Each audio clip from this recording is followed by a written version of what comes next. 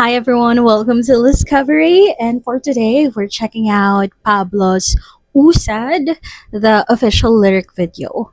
I haven't really heard it, pero merong mga clips sa Reels, sa TikTok, nung busking niya sa BGC.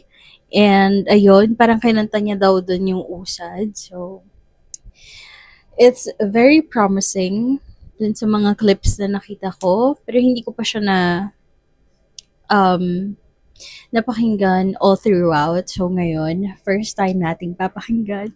Oh my God! I'm very excited. Unfortunately, I wasn't able to secure a ticket sa kanyang concert, yung the middle, and it's actually today. So probably yung mga nakakuha ng concert ngayon, nag-enjoy na sila dun sa activity kasi meron daw mga activity before the concert. So I'm not sure what's going to happen, but for sure i-share naman yan ng mga 18 friends natin. But yeah, sana mag-enjoy kayo dun sa concert kasi gusto ko rin sana pumunta. I actually tried to secure a ticket kahit may pasok ako, may work ako. I tried to secure a ticket pero ayun nga, hindi talaga ako nakasecure kasi ang liit ng venue and ubusan talaga siya. Ang dami mga hotdogs dyan. Congratulations sa mga hotdog na nakasecure ng tickets. Anyway, I think I will like it. Feeling ko magugustuhan ko siya kasi halos almost all of the works naman na nire-release ni Pablo ng SB19 or kahit kaninong member really nagugustuhan ko. Kasi nga bias lang talaga siguro ako sa SB19. Oh my God.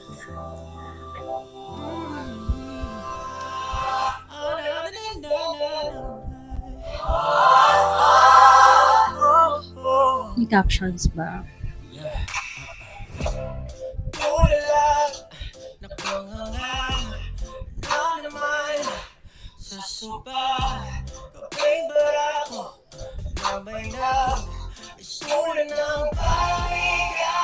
Oh, it's like parang visualize dito na nakatulala siya sa sofa. Ayun nga.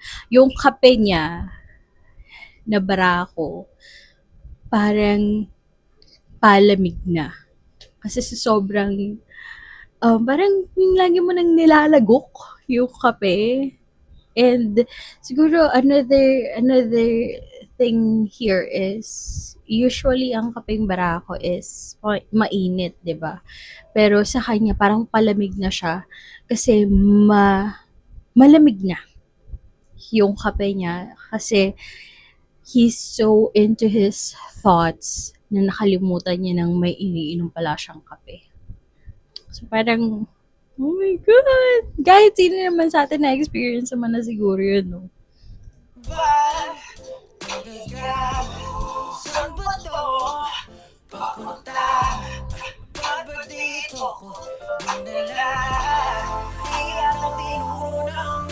Mm.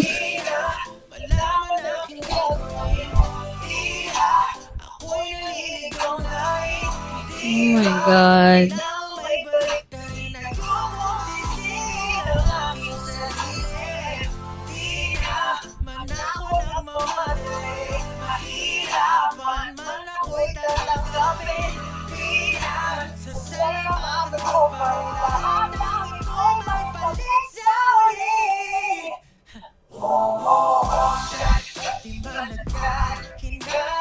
Oh my gosh, it's so hopeful.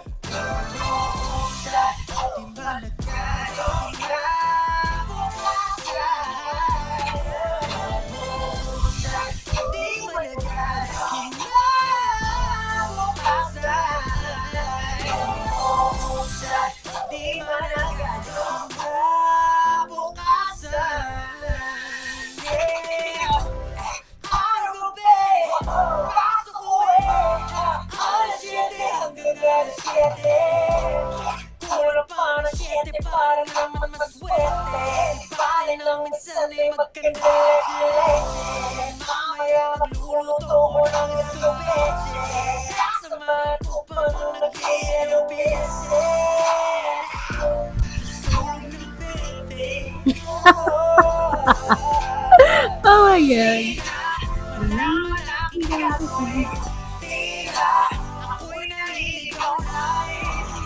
Ang ganda, oh my gosh.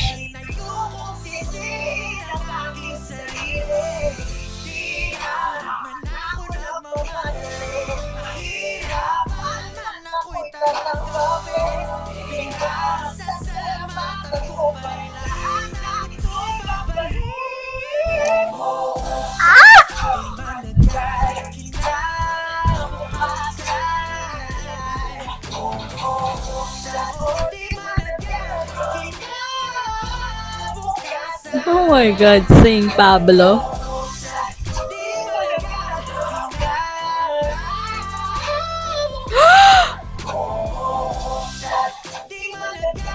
Oh my God.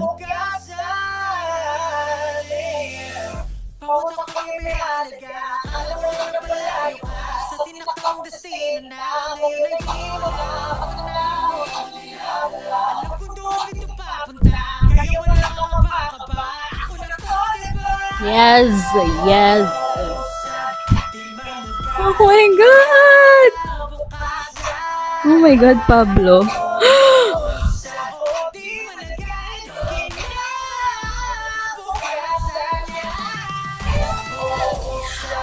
Oh my God.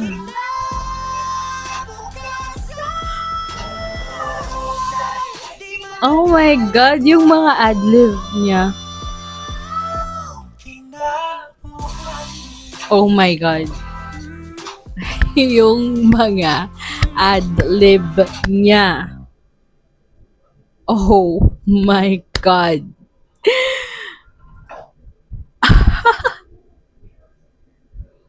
Oh my gosh. Iniisip ko yung mga yung mga previous releases ni Pablo, yung dalawang album niya, yung mga singles na nirelease niya. Iniisip ko kung ito yung pinakang paborito ko. And I think ang dami. Micha, I really dig Micha. And then, of course, The Boy Who Cried Wolf. Favorite natin yon lahat. Pero this one, it's kumunoy another one. Pero this, I think, is very refreshing coming from Pablo. Na usually, ang nire-release niya, it's either rap or hip-hop na mga songs or very dramatic na mga songs, 'di ba? Pero this one, it's very chill. It felt hopeful for a while. Parang gusto kong umiyak kasi sobrang hopeful niya na hindi bale. Kung hindi pa ngayon, for sure, darating din yun. Parang ganun. So, it's so hopeful and I think iyon yung need din talaga ng mga tao at this time, at this point of our life, na kung hindi man ngayon yung panahon na gusto mong makamit yung gusto mo, there would be a time na marirealize mo na parang kahit malayo pa, malayo na. Parang ganon. You've come a long way. And kung feeling mo hindi ito yung gusto mong path na tahakin, there will be a time na ma-realize mo sa sarili mo na, okay, this path is actually better. Parang ganon. It's very hopeful and I'm really touched by it. And again, the song itself, yung meaning niya, ang ganda. And then the musicality of it, parang, yung Planeta, yung Tambol na song ni Pablo, gusto ko yung artistry nun. But this one is another one na gusto ko yung pinakang artistic choices na ginawa niya, yung musicality nung pinakang song, kung papaano siya nag-flow. I really think this is my new favorite. out of all of his songs. Pero yung mga adlib niya, guys, oh my God, hindi ko alam na kaya pala ni Pablo yun. Like, kasi, yung mga adlib niya kanina, mga clean yung adlib. And I thought, si Pablo kasi yung raspy yung voice niya, 'di ba? So hindi siya clean like Stella. Hindi clean yung note niya, pero kanina yung mga adlib niya puro clean. So napapa kaya pala ni Pablo yun. Oh my God, for sure kaya niya yun. Pero like hearing it from Pablo na, oh my God, that's amazing. Panibagong, yung akala kong lahat na nakita ko na, meron pa siyang panibagong inilabas. Grabe. Thank you, Pablo. And I know this is just the first, like, the beginning of it. Kasi merong mga theory na prelude siya, so it's the beginning. So possible na meron pa siyang ilabas or mga releases. So we're already seated. Ibigay mo na sa amin yan, Pablo. And yeah, I think yun lang, guys. Sana excited din kayo on what's to come, especially sa SB19.